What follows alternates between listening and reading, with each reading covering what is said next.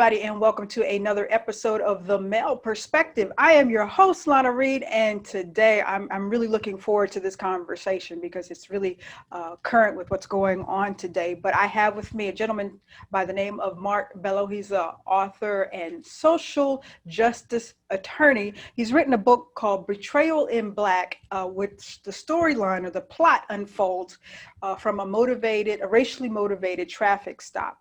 A story that we hear all too often in America today. So first and foremost, Mark, I want to say thank you for hanging out with me and taking time to talk to me about this very hot topic issue today. My pleasure. Now I'm going to jump in because we only have 30 minutes together, but I want to jump in and say or ask that when you were in the process of promoting your book, Betrayal in Black, you made a social media post on Facebook, and you got a lot of pushback. And I want to talk about the gist of some of the pushback that you got. But first, let me read the post that you made.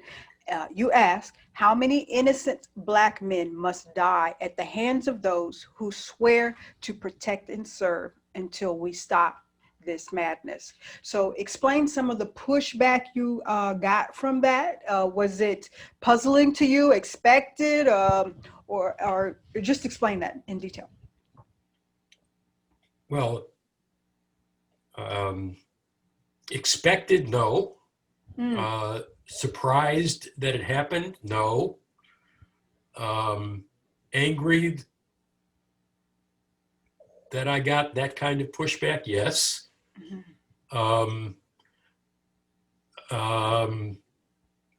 Disappointed is probably the best word I can give you.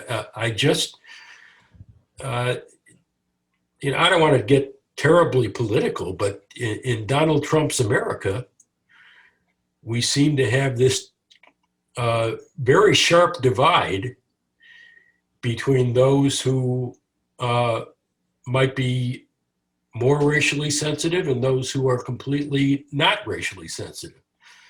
From the perspective of a white person who happens to be Jewish as well, I certainly understand discrimination. Anti-Semitism is a form of discrimination.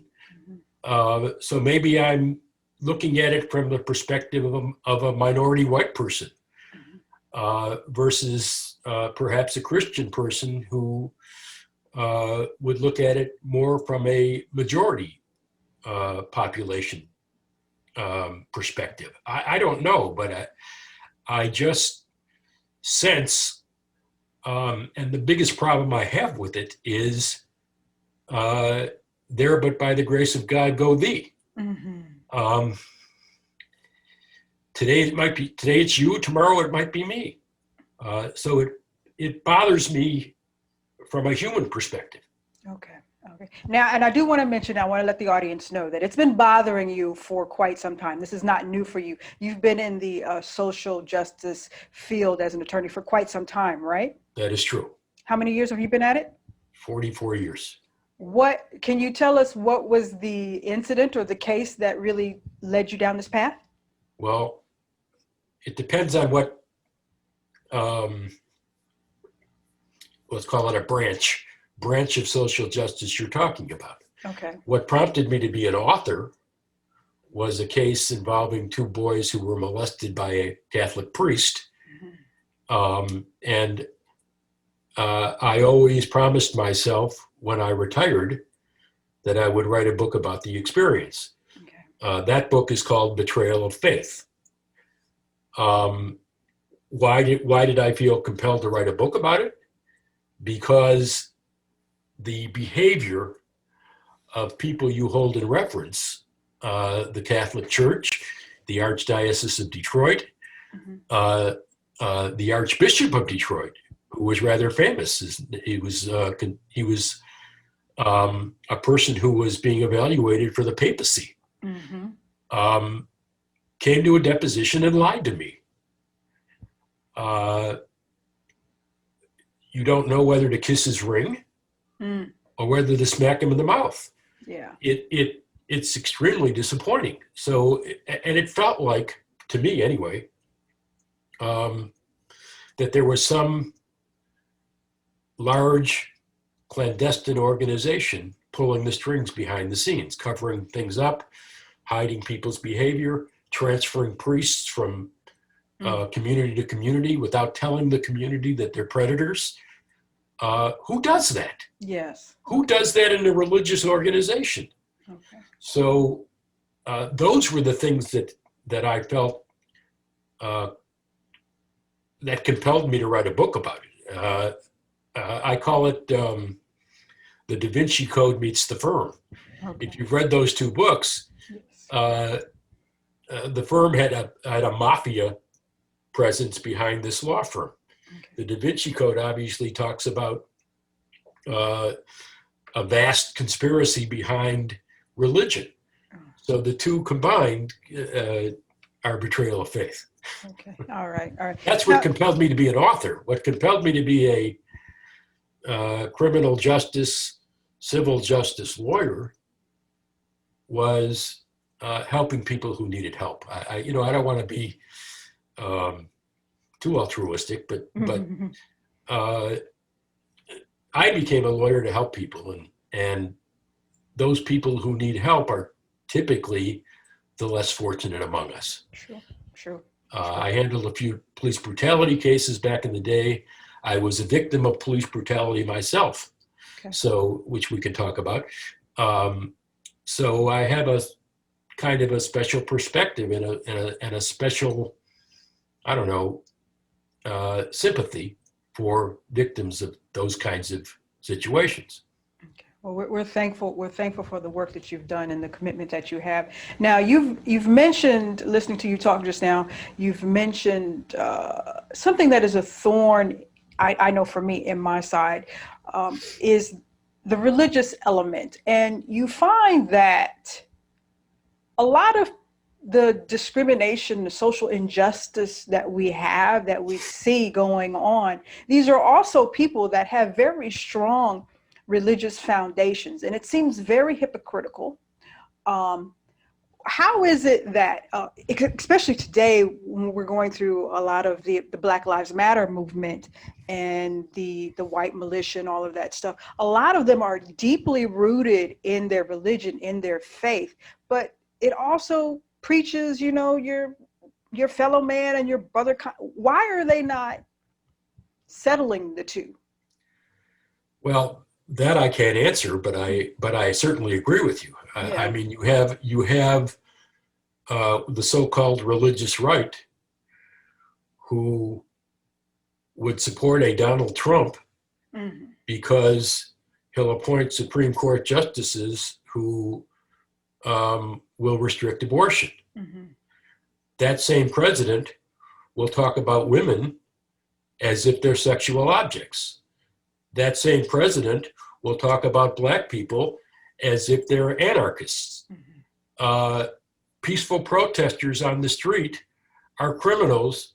The cops who beat them up are the good guys. Why doesn't their Christian humanity affect those things rather than strictly abortion? Why would a Donald Trump be attractive to a so-called Christian? I don't get that. I'm not Christian, but Jewish values don't support the kind of person he seems to be. Now, I don't know whether it's a show or whether he's actually like this, but he's not somebody I want for president, for my president. And whether I offend some of your viewers or listeners or not, I am who I am. He's not my guy. Well, it's funny. I don't want to step on your lines, but I've had a lot of people tell me you shouldn't say stuff like that because those people might buy your books otherwise.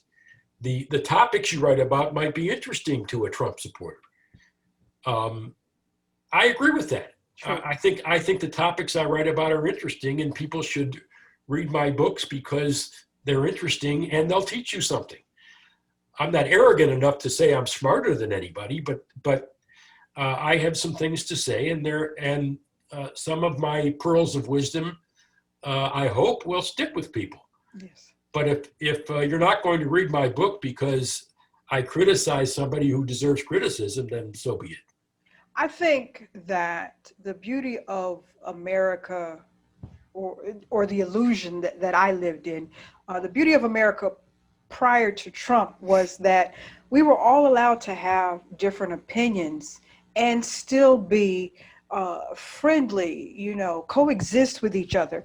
Correct. Now, in the world that we live in, uh, trying to survive and get through Trump, it just seems like it's either or, and there's no common meeting ground. It just seems like he has festered that type of mentality. So I would hope that you would always be able to walk around in America and what we stand for as a country and express your beliefs, but still people say, okay, Mark, I understand how you feel. I see how you feel. I happen to feel differently, but that doesn't mean I'm not going to support your books, which I think are good quality, good reading, or, what I'm saying, or I can't sit down at the coffee shop and have a cup of coffee with you and have a conversation, because I think that's the beauty of making Americans is sitting down with people with different ideas, different perspectives, learning and growing together. So, I mean, I think it's a wonderful thing when people voice their opinion, even if I don't agree with you. I've been next to some Trump supporters. I've looked at them a little crazy, but I'm gonna listen to what you have to say. Well, what you're saying is consistent with the political argument also. Uh-huh. I tell my Republican friends, I have in my past, candidate to candidate, thought the Republican candidate was better than the Democratic candidate, Mm-hmm. and I have voted for Republican candidates. Mm-hmm. This is not about Republican and Democrat. This is about a person who does things to people, has policies. He's not the president of the Republican Party. He's the president of the United States. Mm-hmm. Some of his constituents are Democrats. Now, I'm not saying that he shouldn't have an ideology, but he doesn't have to be so mean-spirited and evil. Mm-hmm. And there's a difference between being a Republican and being Donald Trump. True. And essentially, my challenge to Republicans, sensible Republicans, and the Lincoln Project is a good example of what we're talking about. Sensible Republicans will discredit and admonish. They won't accept what he's doing and what he's saying. Yes. Yet there's this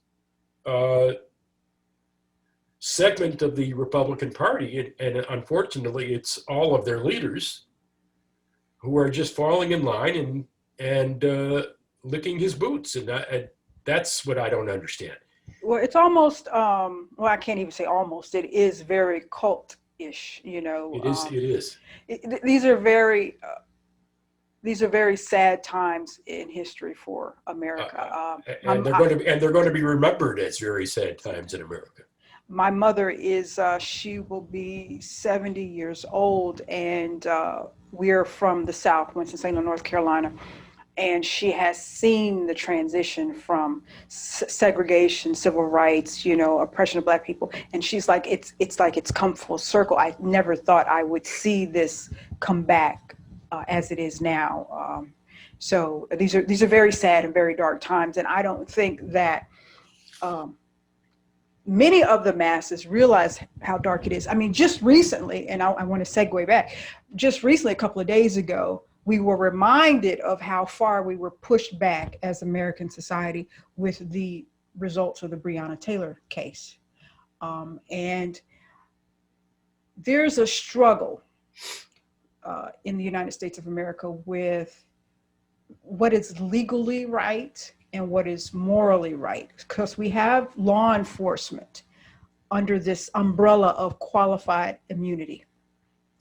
And I want you, if you could, explain to the audience, qualified immunity, does that mean that law enforcement can do anything, whatever, with no checks and balances, and attorneys like you can't bring them to the courtrooms and hold them to task for their jobs in the communities that they serve?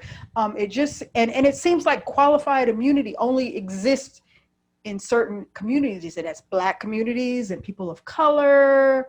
So I wouldn't say that, but you use the word qualified immunity, and I don't know whether people know what you mean by that. Okay. Immunity is explain that. immunity. Immunity is immunity. Mm-hmm. You cannot be prosecuted if you have immunity. Qualified immunity is a little different.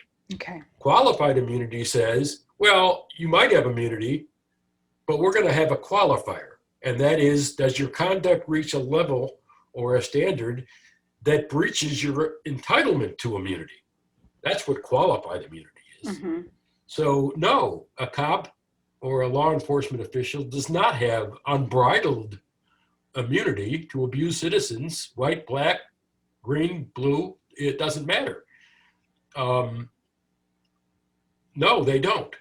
But it seems like they do. Well, but I want to draw a distinction for you because I don't know if you today, this morning, there was quite a controversy on the morning talk shows. I don't know. Is this taped? Is this live or is this? No, it's okay. It's well, it's Saturday. It's Saturday afternoon, and this morning, Saturday morning, September 26th, Charles Barkley and Shaquille O'Neal got into a little trouble. Did you read about that or see yes, it? Yes. Okay. Yes, indeed.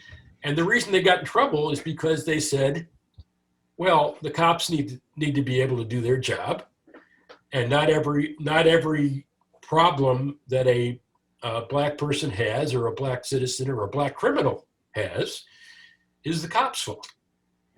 And I'm paraphrasing, and I'm probably exaggerating their comments a little bit, but that's kind of what they said. Charles said it, and Shaquille agreed with it. And I hate to say this, because we started out on a premise that I'm somewhat different than the average racist white guy. And believe me, I certainly am. But Breonna Taylor is a much, much different case than, let's say, George Floyd. Okay.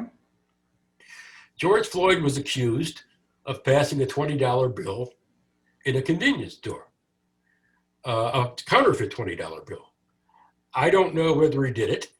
You don't know whether he did it. The public doesn't know what he did it, that he did it. And by the way, the controversy over that post we talked about earlier, the Facebook post, was related to that. Okay. And what a lot of the comments that I got were, well, he's a criminal. Well, he passed a counterfeit bill.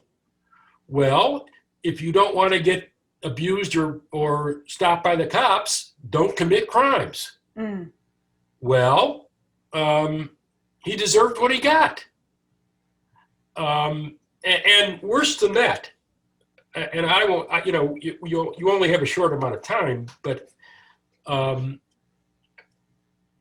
my problem with that, not only as a lawyer, but as a human being, is we have laws in this country.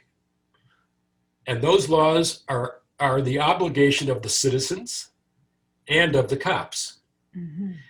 And what I would ask your listeners who perhaps support the police aspects or the police side of these disputes, since when do we hold a cop to the same standard that we hold a criminal? Since when? The cops are supposed to be law enforcers, law abiding. When they cross the line and commit a crime themselves, I believe, personally, that crime is much more serious than a crime committed by a petty criminal. So let's assume, just for the sake of discussion, and I apologize to the Floyd family, let's assume George Floyd deliberately passed a $20 bill, counterfeit. Let's assume he's guilty as hell. Since when, Lana, is that a death penalty crime? Never. Who gives this officer the right to abuse this man, to step on his neck for 8 minutes and 43 seconds until he's dead. Mm-hmm. I don't care what he did. Not for $20. I don't care if he shot somebody. Mm-mm. I mean, I care. Yeah, but still, that's not their job to take death and life and death into their own hands. Their job is to hunt down and arrest. Mm-hmm. Their job is not to decide whether that person's guilty, try that person as if they're the judge, and then convict him as if they're the jury or the judge. Yes. And then to enforce the penalty. This guy, I forget his name, but he not only declared George Floyd to be guilty, but he tried him, he sentenced him, and then he executed him. Mm-hmm. Now compare that to Breonna Taylor. Breonna was sleeping in an apartment. A judge and some high-ranking law enforcement official decided that a warrant to search her apartment was appropriate. Rightly or wrongly? I believe wrongly. Mm-hmm. And not only do I believe wrongly, but I believe the execution of the warrant, the type of warrant that was approved, was way over the top. Mm-hmm. That's the problem with that case. Okay. But you let me pause you real quick because you mentioned the warrant. So this no-knock warrant, and I think they've since that's the problem. Yes, we've since repealed that in Kentucky since Breonna. Correct. But, and correct me if I'm wrong, my understanding in my layman's terms that no-knock warrant is for you suspect that there's tons and tons of drugs in this establishment, or you suspect that there's child trafficking going on right there. And if you don't catch it right then and there, there's just, but not for minor. Think about the movies where the cops knock on the door and the guy starts flushing drugs down the toilet. Yes. Yes. That's the purpose of a no-knock warrant. Yes. Now, this was a petty drug crime, as I understand it. Okay. They knew that the people inside were not the big fish. The guy that, well, he wasn't even a big fish. He was a petty drug dealer. You're talking about dime bags of cocaine, from what I understand, but I might be wrong. Mm-hmm. I accuse people of jumping to conclusions. I don't want to jump to any either. Gotcha. That's fair. But small type drug problems. Mm-hmm. Why a no-knock warrant? Why in the middle of the night? Why something so serious? Mm-hmm. Okay.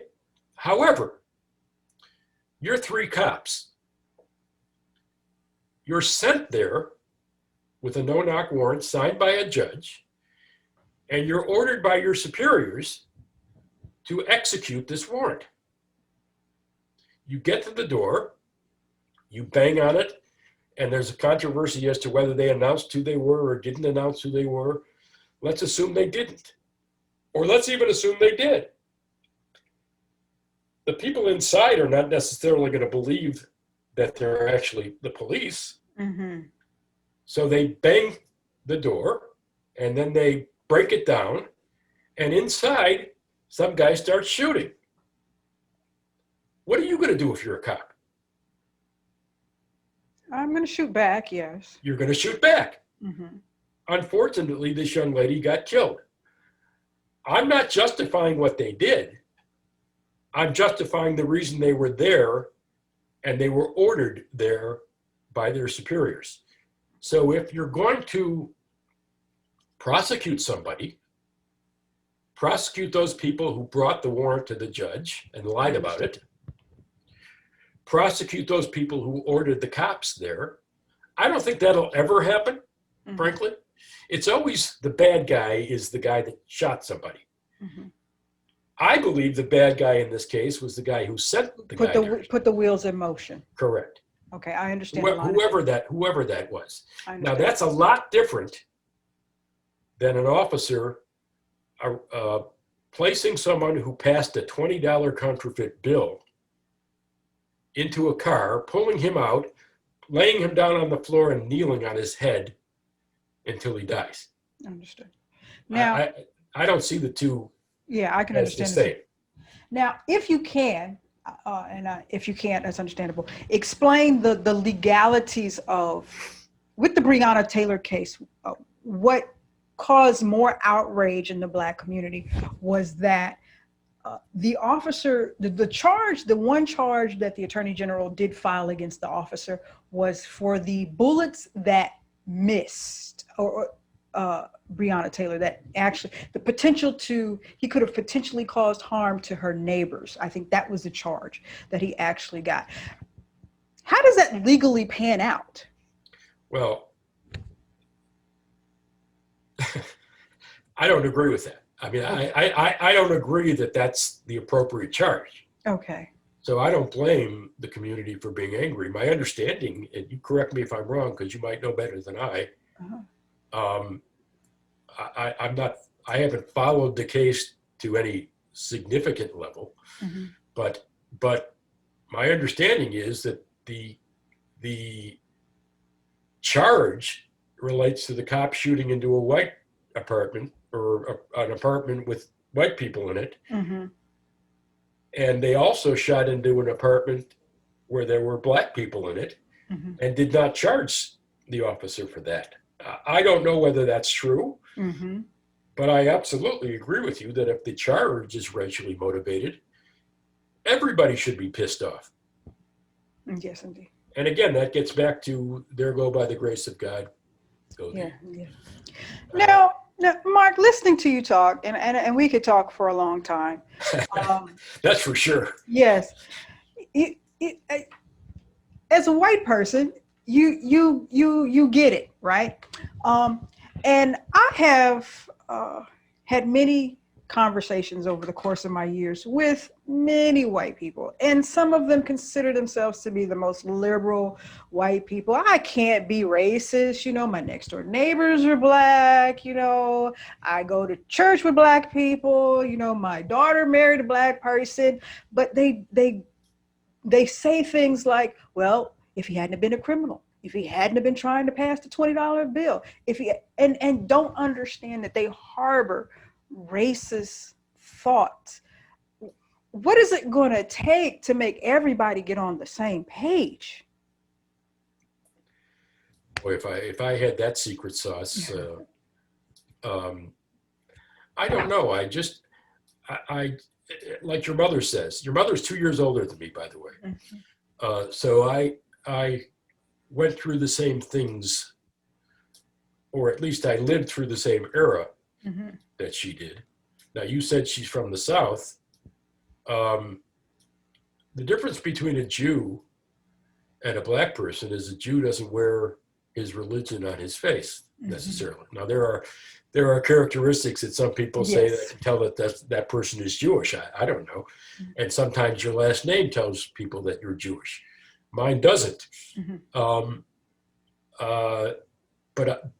I never experienced walking into a restaurant being told I couldn't be served. I never experienced going into a hotel and being refused service. I have to look in a green book. I've never sat at a lunch counter and not been welcomed. I've never seen a white and black toilet. I lived in the North. I lived in Detroit. Detroit was one of the first cities to be integrated. Now, having said that, Detroit also had a riot in '67. Yes. And most of the white people that lived in the city fled to the suburbs, including my parents. So I've seen it, but I haven't experienced it.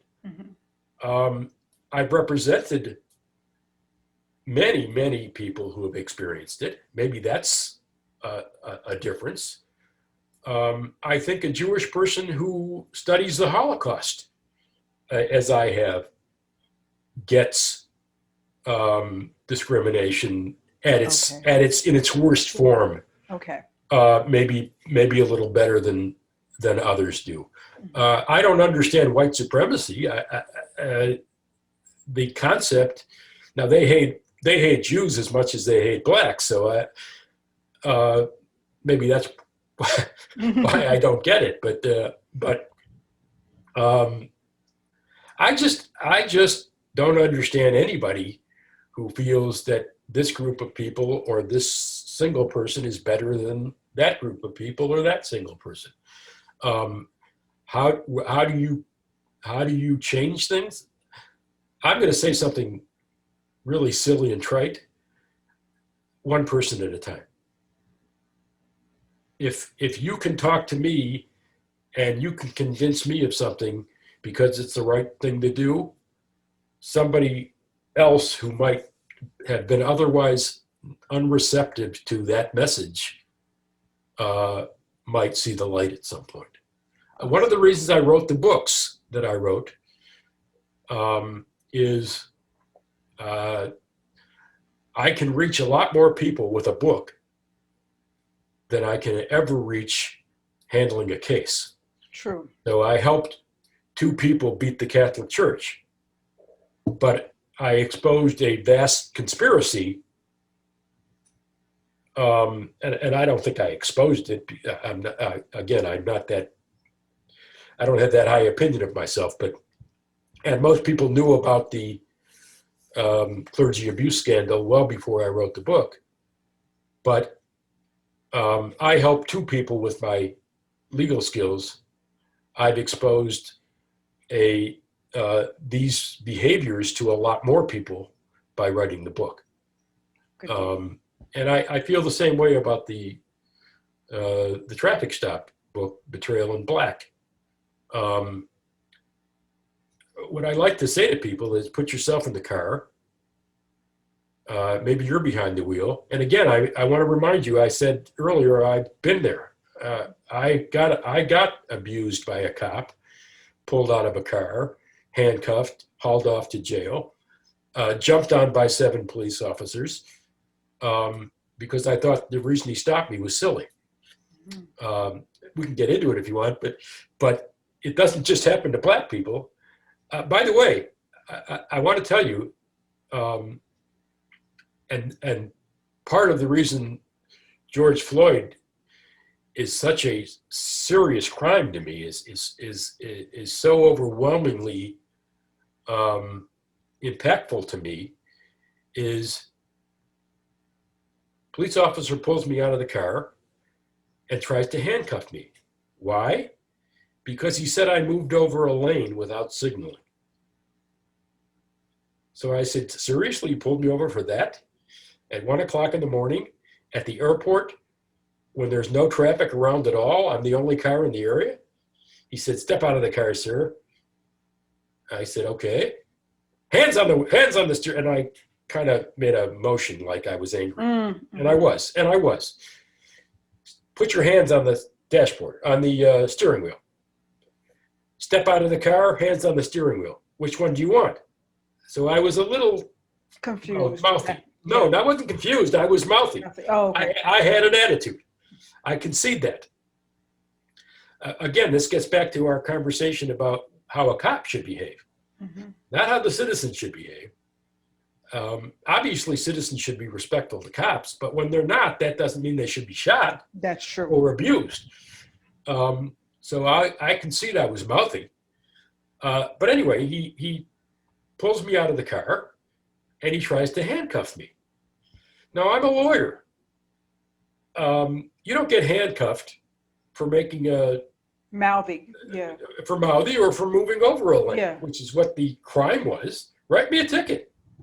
He had a right to do that, and I had an obligation to accept it. I could fight it in court later. And by the way, I want everybody to know I beat the ticket.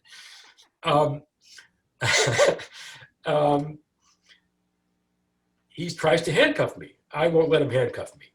He's got this little walkie-talkie on his shoulder. He speaks into it. I don't hear what he says. 7 guys show up and they all jump on me. Okay. What did I say? What do you think I said? Why am I being what? I can't breathe. Oh. They cut off my breathing. I thought I was going to die. Wow. I can't breathe. So when George Floyd, I'm going to cry. When George Floyd happened, I was 50 years old. That's 18 years ago. I remembered it like it was yesterday. I can't breathe. It was awful. I thought I was going to die. So when a cop does that to a citizen, it means something to me. Mm-hmm. Now, does that make me the white guy who gets it? Does everybody have to have their breathing cut off or You have should their not have neck to. stepped on? No, of course not.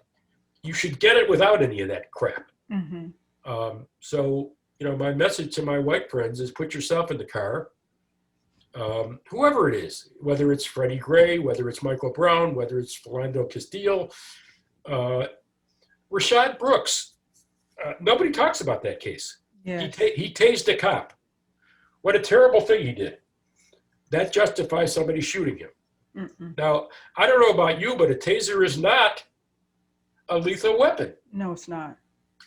Once he tases the cop and runs away, what's the worst thing he's going to do?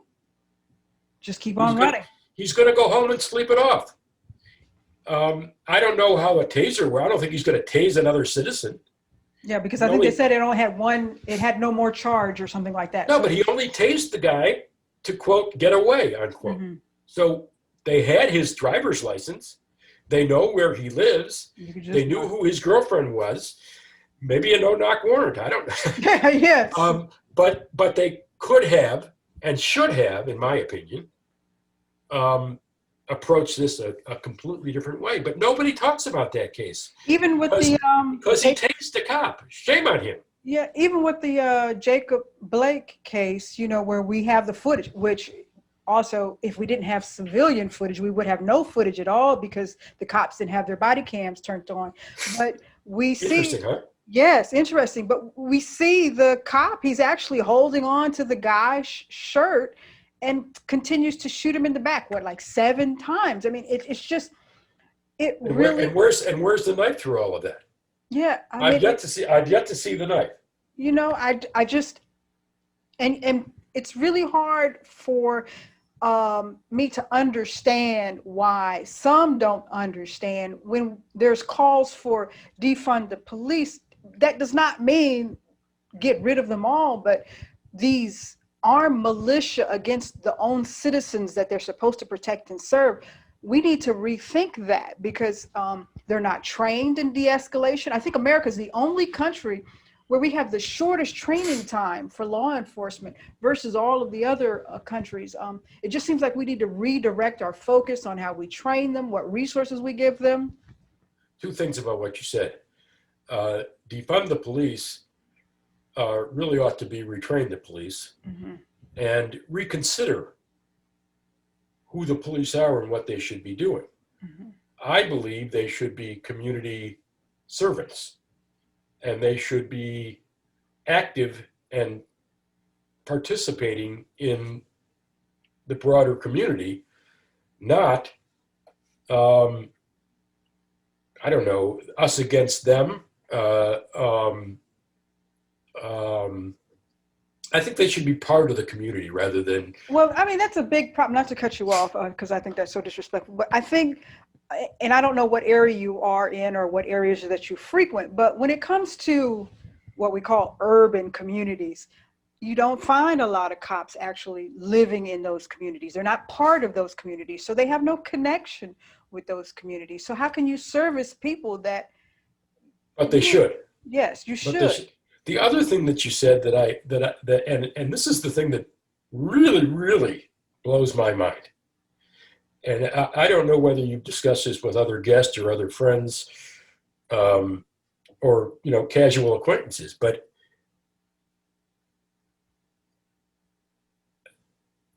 a couple of these cases happened, especially this year. George Floyd happens. When did George Floyd happen? Memorial Day weekend. Okay. How many events have happened since George Floyd? It has to be at least 5 or 6 Okay. We're aware publicly that we're aware. All right, now you mentioned Jacob Blake, and I didn't, but I'm glad you did, because what really, really blows my mind is you have this heightened awareness, and they're still doing it. Mm-hmm. How do you pull out your gun when you know everybody's watching? Yes. Why isn't that enough to get you to curb your behavior? Mm-hmm. That's what's really troubling. Yes. I don't know that calling it racism is not over the top. I'm not willing to go there. And again, I'm not black, so forgive me. I don't know what is motivating this criminal police behavior, and that's what I'm going to call it. Mm-hmm. It might be, and in fact, I'd go as far as to say it probably is, at least in some way, shape, or form, racism. Mm-hmm. But even if whether it is or whether it isn't, here you are, you're a cop on the street, everybody's watching, everybody's got a video camera or a phone, or there's a camera on a building down the street. You know everybody's watching, and yet you still do this. Mm-hmm. It's mind-boggling. Back in the day, and I mentioned I practiced law for 44 years, and I'm the same age as your mother. They didn't have any of those tools. Can you imagine what they did in complete privacy and secrecy? Mm-hmm. Now, the movies depict this. You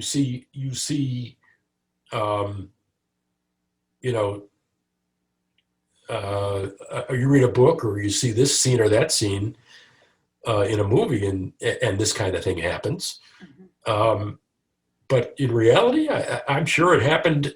It happened much more in the past than it does in the present. Mm-hmm. But these guys are on camera, and they still don't. No shame, still. No shame. I mean, let's go all the way back to Rodney King. Mm-hmm. Your mother knows that case well. Yeah. Early 90s. Yeah, we were in Los Angeles. But what was that? 7, 8 cops just kicking and beating the crap out of him? I mean, and here we are 40 years later. He's long gone. He's passed away. And we're still here. And we're still, why can't we all get along? Mm-hmm. I mean, we're still in, by the way, that to me, beyond Martin Luther King, was the most profound statement of the problem that I've heard in modern times. Can't we all get along? You know, and it's so sad because it just seems that there is a very large controlling the power sector that refuses to let us get along. And, you even see on the flip side, when we're talking about law enforcement, knowing they're being filmed and having no concern in the world, the way they protect their own with the young kid, Rittenhouse, who actually crossed state lines with an assault rifle to go and protect, the white store owner's property, and ended up killing 2 peaceful protesters. But the footage beforehand shows cops interacting with him, praising him, welcoming him. I mean, it just seems like the good in society is going to have a tough time battling when the powers that hold the power are behaving in such a Lana, I think I want to correct you, but you may be right and I may be wrong. Okay. The footage that you're talking about happened after he killed those 2 people. He walked up to the police. Oh, and he held his hands up. And he held his hands, and he had a AK-47. Yeah, that was afterwards. And they said, "Hey, how are you?" And then he walked home. Yeah, but there was footage before there was footage. Yeah, there was footage before. So we're both right. Yeah, there was footage before where he was hanging with his crew of people to protect the store owners, and the cops, were saying thank you here and throwing them bottles of water, or whatever. So I saw the exchange between him and another guy. Yeah, no. Walking. Yeah, there was before footage. Yeah, the guy, the Rittenhouse was making a lot of camera shots the whole night. But yeah, the other is even more profound. He walks up to a SWAT vehicle, raises his hands because he thinks he's going to get arrested, and they embrace the guy. Oh my God! That is that's the crux of what we're talking about. That's the racial divide between how the police enforce the law for a white person versus a black person. But on the other hand, you have my situation where, I just had an angry cop. And there are those too. There are those guys that just abuse the privilege of being a cop. Abuse the power, abuse the label. I mean, and it's just, there's a comic out, Chris Rock.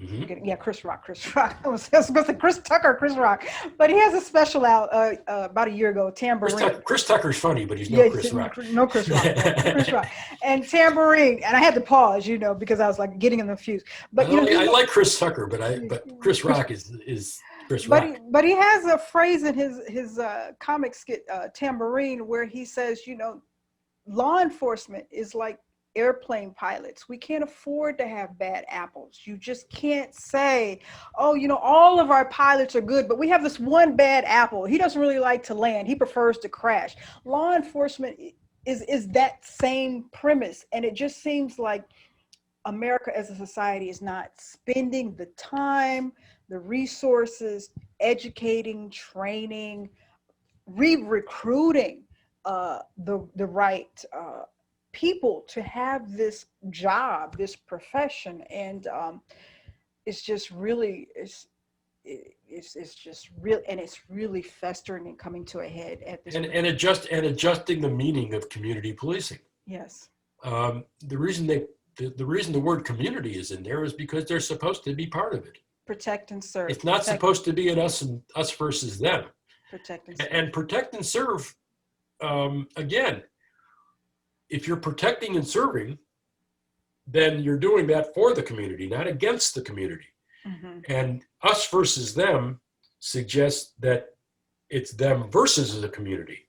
And that's where I think the attitude adjustment needs to happen, A.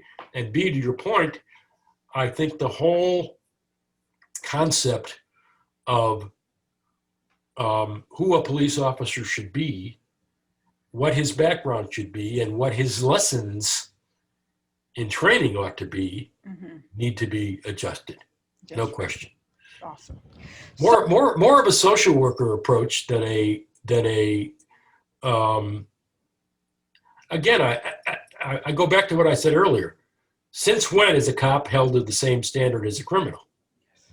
Yes. And I want to if I can, and it's a struggle for me because I am a Black person, so I have dealt with it. But I want to cut the cops some slack, cops of today, because the job description has shifted over generations. Because now a cop might get called out to a call and they're dealing with mental illness or homelessness or things that they did not have to deal with, 40, 50 years ago. So it might have been easier to be a community police officer than it is today. But at the same time, it does not excuse you from being the community servant that you are.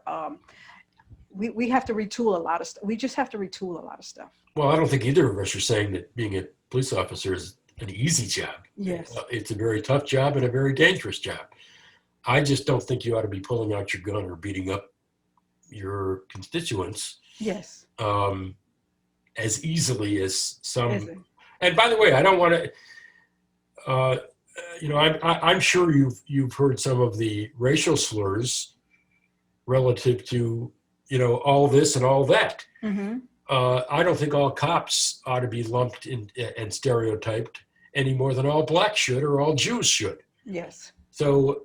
I'm not trying to do that. But to your point about bad apples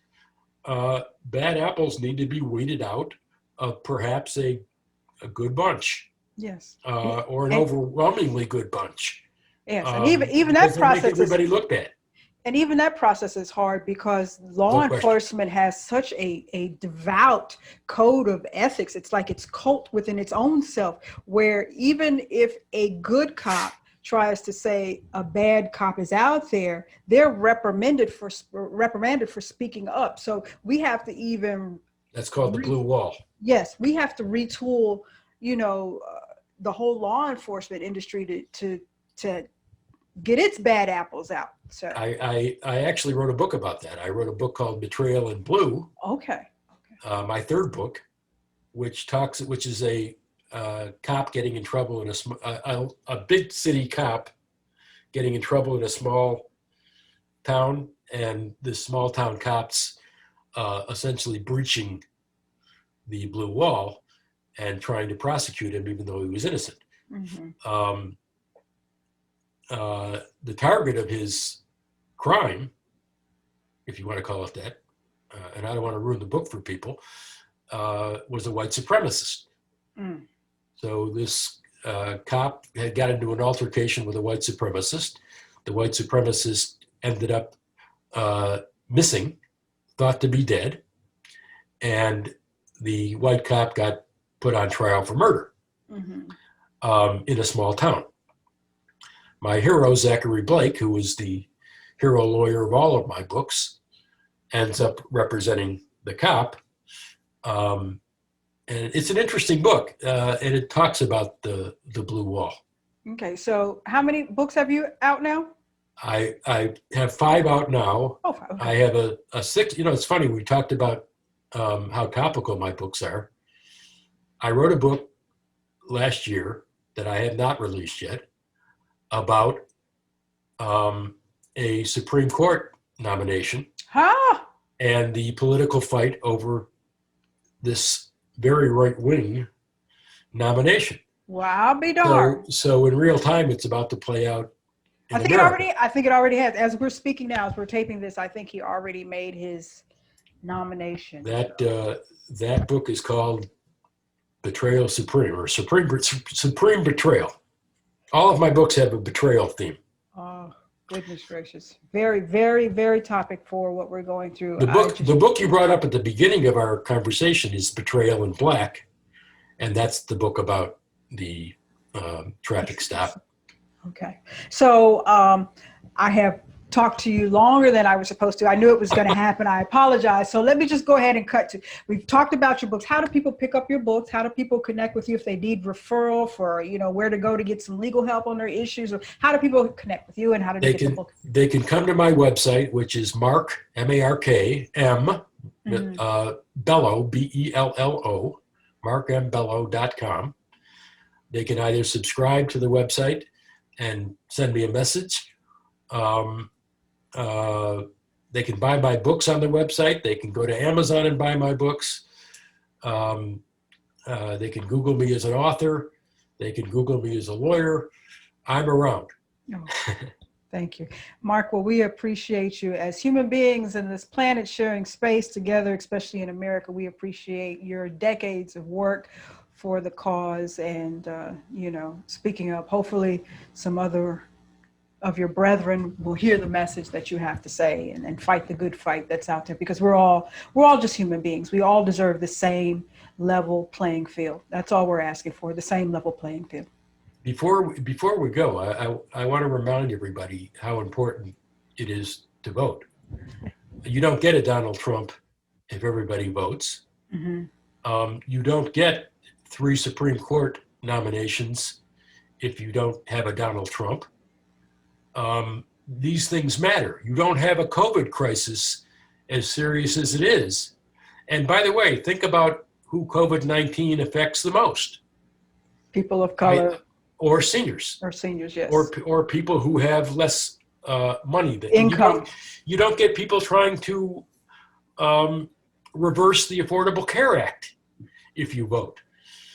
So the consequences of sitting on the sidelines, which is also part of the reason I wrote these books, is enormous. Don't sit on the sidelines. What you're doing, you know, I don't know how big your audience is. I don't really care. necessarily. I mean, I care for you. You're trying to build an audience. But whether you're talking to 50 people or 50,000 people, Mm-hmm.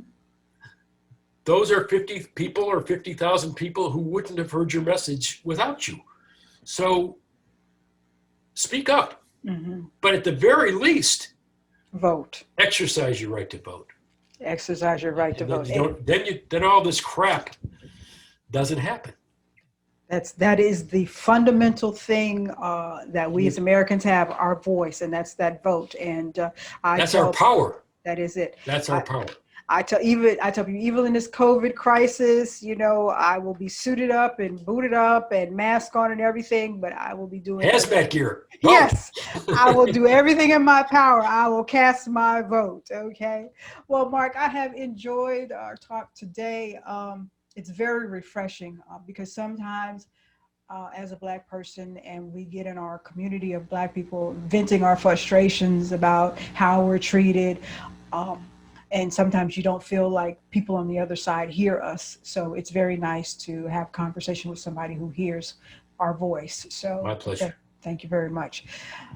Thank you for sharing time with me today too. Thank you so much. Not a problem. We'll do it again. Yes, we will. All right. That is all for this week's episode of The Male Perspective. I am your host, Lana Reid, and I will see everybody next time. Bye, all.